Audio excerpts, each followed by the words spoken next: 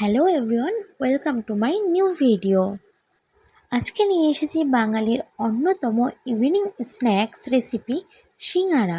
আপনারা যদি বাড়িতেই সিঙ্গারা বানাতে চান তাহলে অবশ্যই আমার রেসিপিটি ফলো করুন। তো চলুন শুরু করা যাক। প্রথমেই আমি এখানে একটা বোলের মধ্যে 1.5 কাপ মতো ময়দা নিয়ে নিয়েছি।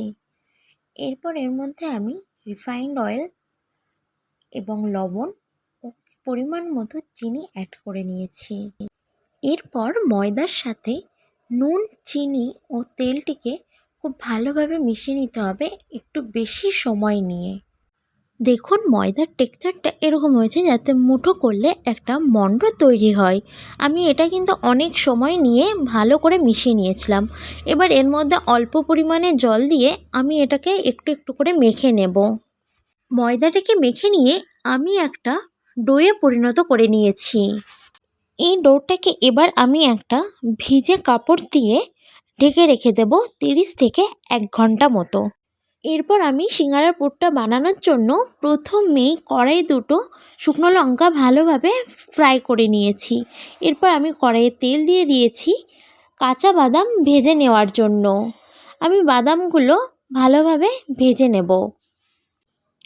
আমি বাদামগুলো ভেজে তুলে নিয়েছি। এরপর আমি কড়াইয়ে ভেজে রাখা শুকনো লঙ্কা ও গ্রেট করে রাখা আদা দিয়ে দিয়েছি।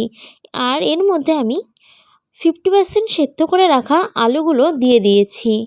এর মধ্যে আমি একে একে পরিমাণ মতো লবণ, হলুদ, জিরের গুঁড়ো দিয়ে এটাকে আমি ভালো করে ভেজে নেব।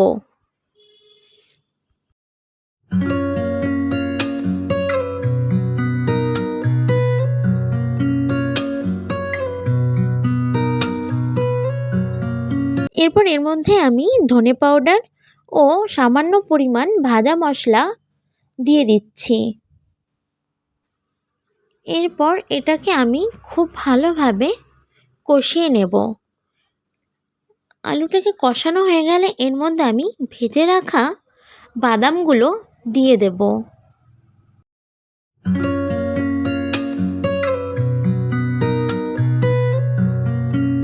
এটাকে ভালোভাবে কষিয়ে নিয়ে এর মধ্যে আমি দিয়ে দেব সামান্য পরিমাণ মতো জল।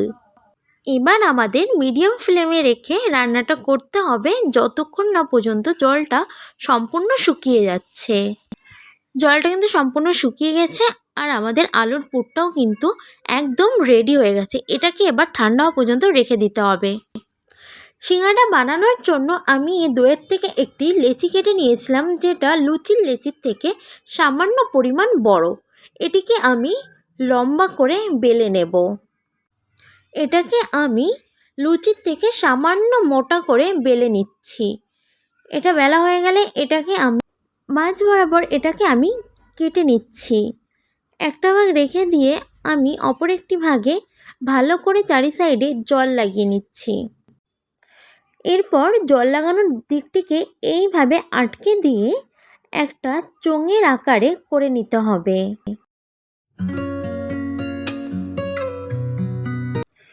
এরপর এর মধ্যে আমি পুরটা নিয়ে নিচ্ছি। পুরটা কিন্তু আমাদের ভালোভাবে ঠেসে ঢুকিয়ে নিতে হবে। পুরটা ঢুকিয়ে নেওয়ার পর আমাদের কিন্তু আবারও ওপরে ভাগে জল ভালোভাবে লাগিয়ে নিতে হবে। তারপর এইভাবে সিঙ্গারার মুখটা আটকে নিতে হবে। এইভাবে আমি সিঙ্গারাটা রেডি করে নিলাম। চলুন আমি আপনাদের আরেকটা বানানো দেখিয়ে দিচ্ছি।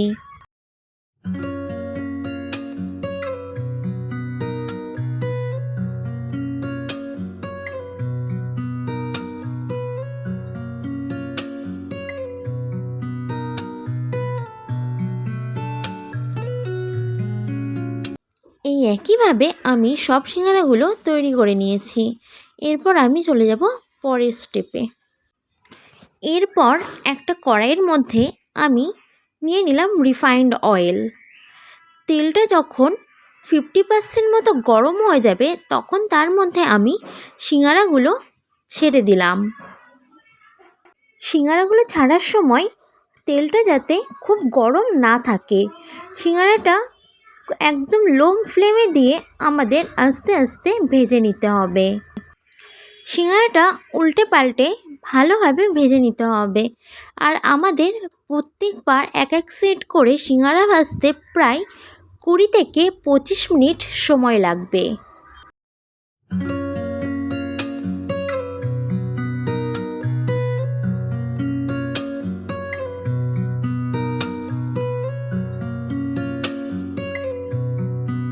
সিঙ্গারাগুলো আমি ভেজে নিয়েছি আর আমার সিঙ্গারাটা কিন্তু পুরোপুরিভাবে তৈরি হয়ে গেছে।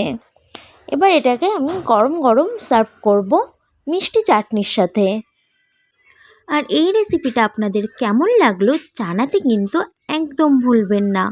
আর আমার ভিডিওটি যদি আপনাদের ভালো লেগে থাকে তাহলে একটি লাইক কমেন্ট করে দেবেন ও আমার চ্যানেলটিকে সাবস্ক্রাইব করে দেবেন।